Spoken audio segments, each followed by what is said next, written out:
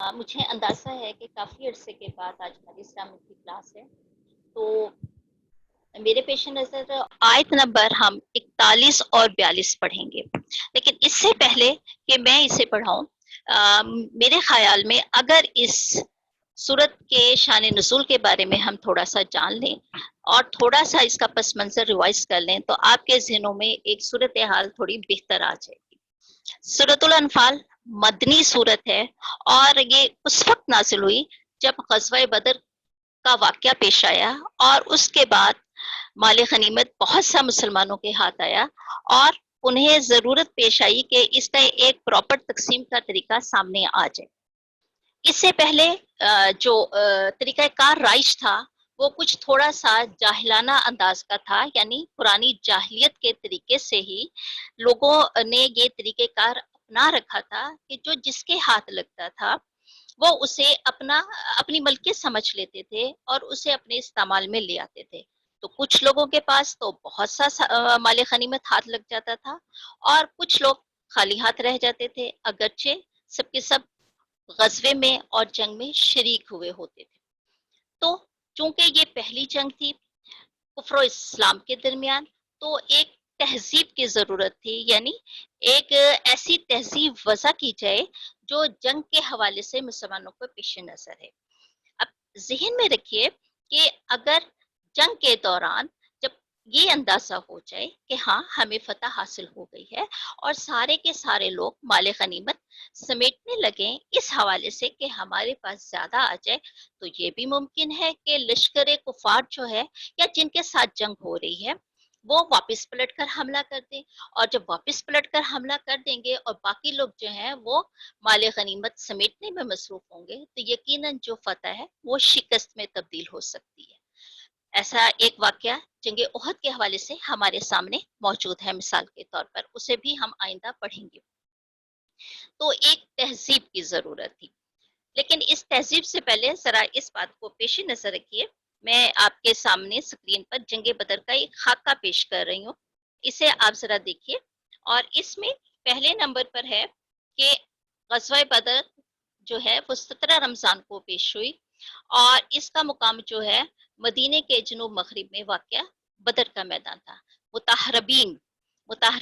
جن کے مابین جنگ ہو رہی تھی، اس میں دو لوگ فریق تھے، ایک مدینہ کے مسلمان اور قریش جو مکہ کے تھے۔ سپہ سالار کون تھے؟ جو مسلمانوں کی فوج تھی اس کے سپہ سالار حضرت محمد صلی اللہ علیہ وآلہ وسلم تھے، اور جو قریش یا کفار کی فوج تھی اس کے سپہ سالار ابو جہل تھے، اور ابو جہل کا مفہوم بتا دوں، جاہلوں کا باپ۔ مسلمانوں کے فوج کی تعداد 313 تھی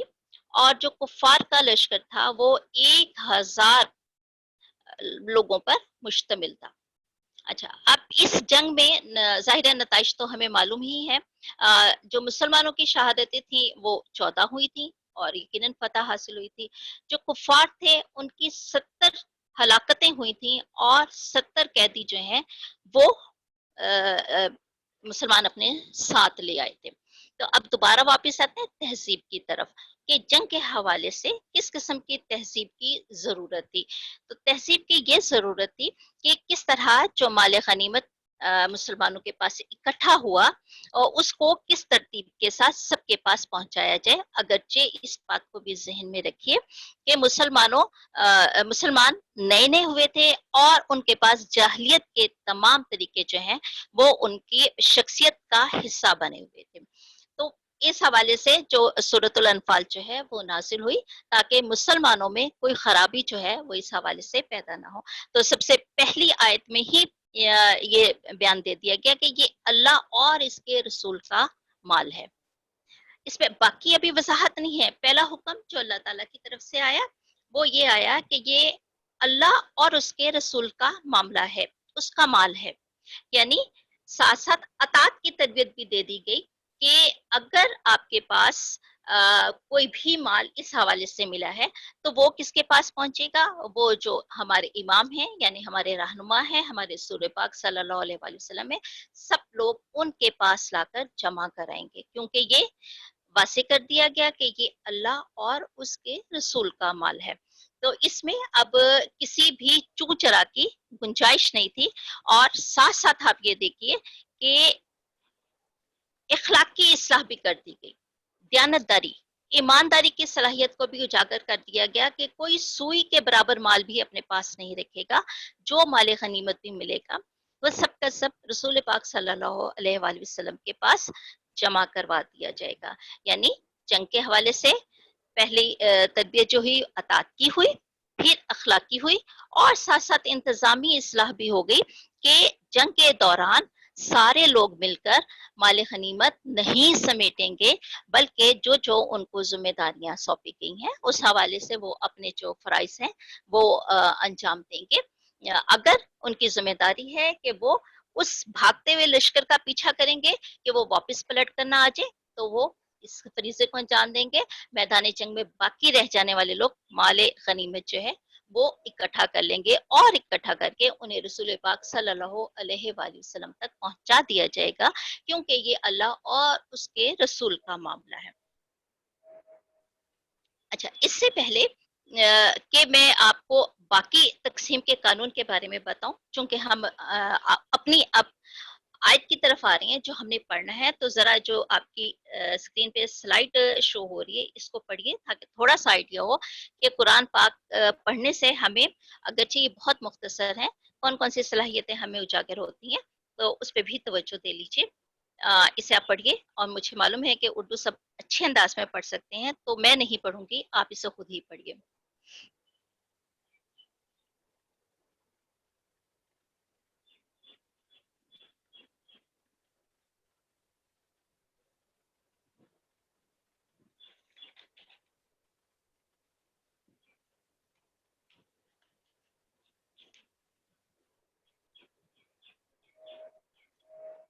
اچھا، اب میرے سامنے ہے آیت نمبر 41، جسے آج ہم نے پڑھنا ہے، اور ساری کی ساری تمہید کا مقصد یہی تھا کہ یہ آیت آپ کے سامنے اچھے انداز میں واضح ہو کر سامنے آ جائیں۔ میں اس کو آپ سب کے لیے پڑھوں گی، اور علیحدہ علیحدہ لفظوں کی صورت میں پڑھوں گی تاکہ سب کے سب آسانی سے اس کے تلفظ کو سمجھ سکیں۔ بسم اللہ الرحمن الرحیم۔ وَاعْلَمُوا أَنَّمَا غَنِمْتُم مِّن شَيْءٍ فَأَنَّ لِلَّهِ خُمُسَهُ وَلِلرَّسُولِ وَلِذِي الْقُرْبَى وَالْيَتَامَى وَالْمَسَاكِينِ وَابْنِ السَّبِيلِ إِن كُنتُمْ آمنتم باللہ وما انزلنا على عبدنا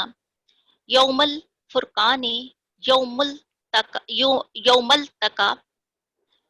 التقى الجمعان واللہ علی کل شیء قدیر۔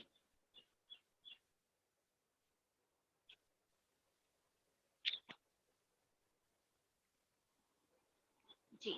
تو اب ہم اس کے لفظی ترجمے کی طرف آتے ہیں، اور لفظی ترجمے کے حوالے سے آپ کے سامنے ہے اسکرین پر، ساتھ ساتھ میں بھی پڑھ دیتی ہوں۔ فَاعْلَمُوا، اچھا ایک بات اور ذہن میں رکھیے گا کہ بہت سارے لفظ ایسے سے دہرائے جاتے ہیں بار بار کہ ان کا مفہوم ایک ہے، تو نارملی بچوں کے ذہنوں میں سوال آتا ہے کہ اتنی بہت ساری آیات ہیں تو ہمیں اس کے ترجمے کو تلاش کرنے میں مشکل پیش آتی ہے کہ ہم اسے کس طرح لکھیں۔ تو اب آپ اگر اس کے لفظی ترجمے پہ توجہ دے لیں گے تو آپ کو اندازہ ہو جائے گا کہ یہ کہاں سے شروع ہو رہا ہے اور اس میں کون کون سی باتیں آ سکتی ہیں، تو آسانی سے آپ سب کو یہ ذہن میں آ جائیں گی۔ وَاعْلَمُوا، اچھا وا ہمیشہ اور کے معنوں میں استعمال ہوتا ہے، وَاعْلَمُوا اور جان رکھو، انما کہ جو، ظاہر ہے بہت سارے الفاظ اس میں جو ملانے کے لیے وہ بھی اس ساتھ شامل ہے تاکہ جملہ جو ہے ایک مکمل ہو جائے۔ غنیم کو مال غنیمت ملے، من شیء کوئی چیز، فَأَنَّ تو بے شک، للہ اللہ کے لیے، خمسہ پانچواں حصہ، و للرسول اور رسول کے لیے، ولذی القربی اور اہل قرابت کے لیے، والیتامی یتیموں کے لیے، وابن السبیل مسافروں کے لیے، ان اگر کنتم تو आमंतुम ईमान बिल्लाही अल्लाह पर, वा और मा जो अंसर नाज़िल अल्लाह पर, अब्दीना बंदे पर, यौमुल फुरकान यौमुल फुरकान फर्क करने वाला दिन, यानी ग़ज़वा बदर का दिन, जिससे हक अलहदा हो गया और बातें जो है वो अलहदा हो गया, इनके दरमियान में एक बात से फर्क जो है वो सामने आ गया। यौमा जिस दिन, अलतका भिड़ गई, आपस में आमने सामने आ गई और उनके दरमियान जंग हो गई। अल जमआन दोनों फौज, वल्लाहु बेशक अल्लाह और अल्लाह अला पर, कुल्ली हर शय इन चीज, कदीर कुदरत रखता है। अब इसके अगर हम तर्जमे को बामुहावरा पढ़ें तो कुछ इस तरह बनता है, और जान रखो कि जो चीज तुम कुफार से गनीमत के तौर पर लाए, इसमें से 5वां हिस्सा खुदा का और उसके रसूल सल्लल्लाहु अलैहि वसल्लम का और अहले करामत का और यतीमों का और मोहताजों का और मुसाफिरों का है। और अगर तुम खुदा पर इस नुसरत पर ईमान रखते हो जो हक व बातिल में फर्क करने के दिन यानी जंगे बदर में, कि जिस दिन दोनों फौजों में मुठभेड़ हो गई, अपने बंदे मोहम्मद सल्लल्लाहु अलैहि वसल्लम पर नाजिल फरमाई, और खुदा हर चीज पर कादिर है। इसमें से जो मुश्किल अल्फाज हैं उनका मफ़हूम मैं आपको बता देती हूँ। पहला मुश्किल लफ्ज है अहले करामत, यानी रिश्तेदारों का, नुसरत पता, मुठभेड़ आमना सामना, जंग होना, कादिर कुदरत रखने वाला, यानी हर चीज उसी के अख्तियार में है। अब हम इस आयत की थोड़ी सी वजाहत समझ लेते हैं ताकि हमें इसके तर्जमे को समझने में आसानी हो जाए। आप सबको मालूम है कि मुजाहिदीन जो हैं वो 313 थे और कुफार जो हैं वो 1000 के करीब मौजूद थे। और जब वो भागे तो बहुत सारा माल गनीमत छोड़कर भागे, क्योंकि मुसलमान उस वक्त हिजरत करके मदीना पहुंचे थे और खाली हाथ थे। नतीजतन उनके पास ना तो सारा सामान जंग था और ना ही दूसरी जरूरत की चीजें मौजूद थी। लेकिन कुफार अपने शहर में मौजूद थे और वहां से काफी साजो सामान और सामान जंग के साथ वो मैदान बदर में पहुंचे थे, बाकायदा जंगी हिकमत अमली के साथ। तो जब वो वहां से शिकस्त खोरदा होकर भागे तो बहुत सारा सामान जो है वो छोड़कर चले गए। अब उस सामान के 5वें हिस्से के बारे में बात हो रही। पहले कह दिया था बिल्कुल शुरू में, यानी इस माल गनीमत की तकसीम के हवाले से 2 अहकामात इस सूरत में आए हैं। पहले चूंकि मुसलमानों में अतात का जज्बा पैदा करना था तो उन्हें कह दिया कि ये अल्लाह और उसके रसूल का माल है। फिर अब जब उनकी थोड़ी तरबियत हो गई तो यहाँ पर उन्हें कह दिया कि 5वां हिस्सा अल्लाह और उसके रसूल का है, और उसमें भी 5 लोग शामिल हैं, यानी अल्लाह और उसका रसूल सल्लल्लाहु अलैहि वसल्लम, फिर अहले कराबत यानी रिश्तेदार, फिर यतीम, फिर मस्कीन और फिर मुसाफिरों का। और इस बात को जहन में रखिएगा कि ये 5वां हिस्सा रसूल पाक सल्लल्लाहु अलैहि वसल्लम ने अपनी जात पर खर्च नहीं किया, बल्कि इज्तमाई मसाले पे खर्च किया, यानी जहां पर दीनी तबलीग की और दीनी जरूरतों की के लिए जरूरत थी, वहां पर रसूल पाक सल्लल्लाहु अलैहि वसल्लम ने इस सामान के हवाले से जो रकम हासिल होती थी उसको वो खर्च करते थे। इसके बाद आप आगे जो इस आयत का हिस्सा है उसमें ये देखिए कि अगर खुदा पर और इस नुसरत पर ईमान रखते हो, तो अगर इसका मुकाबला किया जाए तो 313 मुजाहिदीन का 1000 कुफार के साथ मुकाबला नहीं बनता था। यहाँ पर अल्लाह ताला ने मदद फरमाई थी, क्योंकि इसका वादा किया हुआ था अल्लाह ताला ने कि अल्लाह ताला अपने सच्चे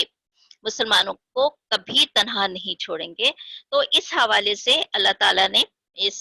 सूरत में ही कई जगहों पर इस बात का जिक्र कर दिया कि अल्लाह ताला ने इनामात की बारिश की, मसलन ठंडी हवा चला दी, मुसलमानों पर नींद तारी कर दी और बारिश बरसा दी, ताकि उनकी जमीन जो है वो सख्त हो जाए, साथ साथ उनके पास तहारत के लिए पानी जो है वो हासिल हो जाए।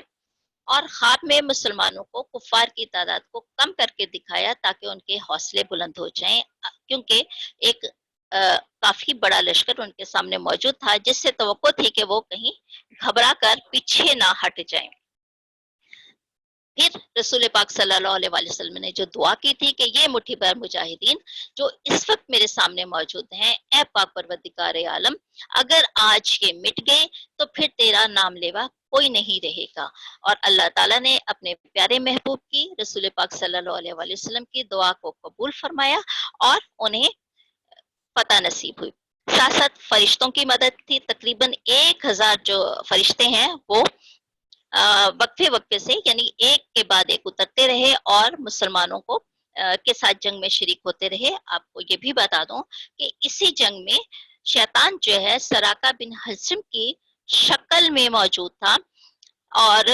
उस वो चाह रहा था कि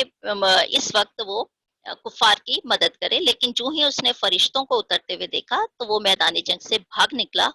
और उसने कहा, मैं वो देख रहा हूँ जो तुम नहीं देखते और मेरा तुमसे कोई वास्ता नहीं है। यानी उससे भी अंदाजा हो गया था कि यहाँ पर फतह जो है वो यकीनन मुसलमानों की है। कुफार किसी सूरत जो है यहाँ पर पता नहीं हासिल कर सकते, क्योंकि अल्लाह ताला की मदद आ पहुंची है। और फिर अल्लाह ताला हर चीज पर कादिर है, यानी अल्लाह ताला के इख्तियार में सब कुछ है। वो जो चाहे कर सकता है और जिस अंदाज में चाहे उसे लोगों तक पहुंचा सकता है। यानी अब हमारे पास जहां पर अतात की तरबियत हुई, इखलाक की इस्लाह हुई, साथ साथ इंतजामी इस्लाह हुई, साथ साथ ईमानदारी की सलाहियत को उजागर किया गया और उसके साथ साथ तकसीम का कानून भी वाजे कर दिया गया, ताकि सब तक पहुंच जाए कि माल गनीमत जो है वो किसी एक की मलकियत नहीं है, बल्कि सब लोग, ताकि कि उसके सब लोग बराबर के हिस्सेदार बनेंगे। पांचवा हिस्सा जो है अल्लाह और उसके रसूल का, अहले कराबत का, यतीमों का, मस्कीनों का और मुसाफरों का है। अब बकिया के 4 हिस्से जो हैं वो जंग में हिस्सा लेने वाले मुजाहिदीन के दरमियान में बराबर तकसीम कर दिए गए। यानी जंग के दौरान कोई मुजाहिद इस फिक्र में नहीं रहेगा कि अगर मैंने माल गनीमत नहीं समेटा तो मेरे हिस्से में कुछ नहीं आएगा, बल्कि बाद में इकट्ठा करके सब में बराबर का हिस्सा जो है वो तकसीम कर दिया जाएगा उन लोगों के दरमियान में जिन्होंने जंग में हिस्सा लिया। इससे फायदा ये हुआ कि जिसकी जो जिम्मेदारी जंग के मैदान में सौंपी गई वो उसको अच्छे तरीके से अंजाम देने की सलाहियत अपने अंदर उसने अपने अंदर अच्छे अंदाज में वो सलाहियत जो पैदा कर ली। मिसाल के तौर पर किसी की अगर ये जिम्मेदारी थी कि उसने उस जगह पर खड़े होना है जहां से भागते हुए कुफार को उसने रोकना है, तो वो वहीं पर जमा रहा, क्योंकि उसे इस बात की फिक्र नहीं थी कि माल गनीमत में उसका हिस्सा कम हो जाएगा अगर वो यहाँ जिम्मेदारी देगा। क्या अगर उसकी जगह ये थी कि वो रसूल पाक सल्लल्लाहु अलैहि वसल्लम की हिफाजत पे मामूर है, तो अगर वो माल गनीमत में हिस्सा नहीं समेटेगा तो फिर उसे माल गनीमत नहीं मिलेगा। यानी जाहिलियत का एक पुराना जो दस्तूर था उसका खात्मा हो गया। अच्छा, अब हम आते हैं अगली आयत की तरफ, जो है आयत नंबर 42। और मुझे तवक्को है कि आयत नंबर 41 आप सबको बहुत अच्छी तरह समझ आ गई होगी। अगर इस हवाले से कोई भी सवाल आपके जहन में है तो आप उसे शेयर कर सकती हैं।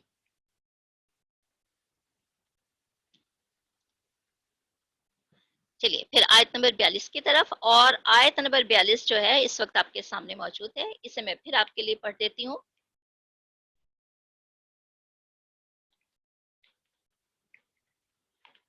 बिस्मिल्लाहिर्रहमानिर्रहीम। इस अंतुम बिल उदवातिद दुनिया वहुम बिल उदवातिल कुस्वा वर्रकबू असफला मिनकुम वलौ तवाअतुम लख्तलफ्तुम फिल मिआत वलाकिल यक्दियल्लाहु अमरन काला मफूलन लियहलिका मन हलाका अम बैनातिन यहया मन हय्या अम बैनात व इन्नल्लाहा लसमीउल अलीम। अच्छा, अब इसके हम लफ्जी तर्जुमे की तरफ आते हैं ताकि आप पर बात जो है वासे हो जाए। इस जिस वक्त अंतुम तुम بالعدوتی ناکے پر. اچھا ناک کا آپ نے اکثر سنا ہوگا کہ اس جگہ پر پولیس نے ناکا لگایا ہوا ہے، مراد روکنے کی جگہ. اب ظاہر ہے فوجیں اگر حملہ کرنے کے لیے پہنچی ہیں تو انہیں روکنے کے لیے جو مسلمانوں کی فوج تھی وہ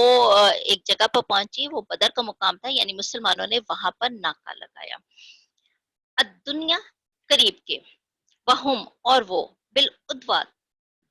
ناکے پر، یعنی ادھر کے لوگ بھی ناکے پر موجود تھے، قصوا دور کے، والرکبو اور قافلہ، اسفل نیچے، منکم تم سے، ولو تودتم اور اگر تم قرارداد کر لیتے، یعنی آپس میں عہد و پیمان کر لیتے، لا لختلفتم اور تم میں اختلاف ہو جاتا، فی المیعاد وقت معین پر، ولیکن اور لیکن، لیقضی اللہ اللہ کو یہ منظور تھا، امر کام، کانا تھا، مفعولہ ہو کر رہنے والا، لیہلکا تاکہ ہلاک ہو، من ہلاکا جو ہلاک ہو، ام بینتم دلیل پر، واہ یحییٰ اور زندہ رہے، من حیا جو زندہ رہے، ام بینات دلیل پر، وَإِنَّ اللَّهَ اور بے شک السمیع لسمیع سننے والا، یقیناً سننے والا، علیم جاننے والا. اس کے ہم بامحاورہ ترجمے کی طرف آتے ہیں. جس وقت تم مدینے سے قریب کے ناکے پر تھے اور کافر بعید کے ناکے پر، اور قافلہ تم سے نیچے اتر گیا تھا، اور اگر تم جنگ کے لیے آپس میں قرارداد کر لیتے تو وقت معین پر جمع ہونے میں تقدیم و تاخیر ہو جاتی، لیکن خدا کو منظور تھا کہ جو کام ہو کر رہنے والا تھا اسے کر ہی ڈالے، تاکہ جو مرے بصیرت پر اور جو جیتا رہے وہ بھی بصیرت پر، یعنی حق پہچان کر جیتا رہے، اور کچھ شک نہیں کہ خدا سنتا اور جانتا ہے. اچھا اس میں اب جو بات واضح کی گئی ہے وہ تو ایک تو پہلی بات تو یہ کہ اللہ تعالیٰ جو چاہتا ہے وہ ہو کر رہتا ہے، یہ نہیں کہ اس میں انسان کی کوئی مرضی اور دخل شامل ہے. جب اللہ تعالیٰ نے یہ فیصلہ کر لیا کہ اس معاملے کو یہاں پر ہی ختم کیا جائے تاکہ حق اور کفار میں ایک فرق جو ہے وہ سامنے ہو کر سامنے آ جائے، تو یہ ممکن نہیں تھا کہ کوئی آپس میں عہد و پیمان طے پا جاتے اور جنگ جو ہے وہ مؤخر ہو جاتی. اس میں یہ بھی کوئی شک نہیں کہ مسلمان قریب کے ناکے پر تھے یا بعید کے ناکے پر، یعنی اس سے کوئی فرق نہیں پڑتا تھا. جنگ بہرحال اللہ نے طے کر دی تھی اور یہ ہو کے رہنی تھی، اور اس کا سبب یہ تھا کہ اللہ تعالیٰ چاہ رہے تھے کہ حق اور باطل میں فرق جو ہے وہ واضح ہو جائے، اور اللہ کا دین جو ہے وہ اسلام بالآخر ہر جگہ پر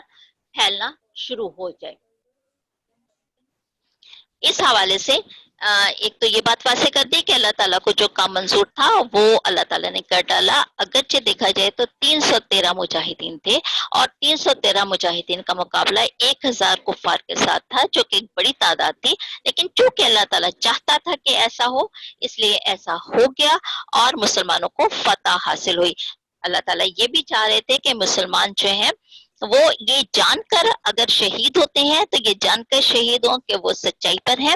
اور جو غازی ہے یعنی جو میدان جنگ سے واپس اپنے گھر پہنچتا ہے فتح کے بعد، کامیابی کے بعد، تو وہ بھی یہ جان لے کہ ہاں واقعی وہ سچائی پر ہے اور اللہ تعالیٰ سب سننے والا اور جاننے والا ہے. تو اس میں ان دونوں آیتوں میں اب میں تھوڑا سا اکٹھے پھر سے ایک بار دہرا دیتی ہوں تاکہ اگر کوئی بات غیر واضح رہ گئی ہے تو وہ آپ تک پہنچ جائے. کہ چونکہ یہ پہلا مسلمانوں کا مارکا تھا جس میں وہ کفار کے سامنے ڈٹ کر اور جم کر لڑے تھے، یوں کہہ سکتے ہیں یہ پہلی باقاعدہ جنگ تھی جو مسلمانوں کے درمیان اور کفار کے درمیان پیش آئی. مسلمان چونکہ نئے نئے مسلمان ہوئے تھے اور ابھی وہ ان میں جاہلیت کے کچھ قوانین باقی تھے اور وہ ان کو ہی سامنے رکھے ہوئے تھے،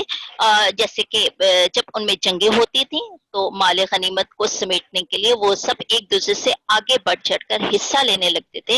اور اس کے بعد جو جس کے ہاتھ لگتا تھا وہ اس کی ملکیت سمجھا جاتا تھا. اس لیے بہت سارے لوگ جنگ میں صرف اس لیے حصہ لیتے تھے کہ مال غنیمت ان کے ہاتھ لگے اور اس سے ان کی دولت میں تھوڑا سا اضافہ ہو،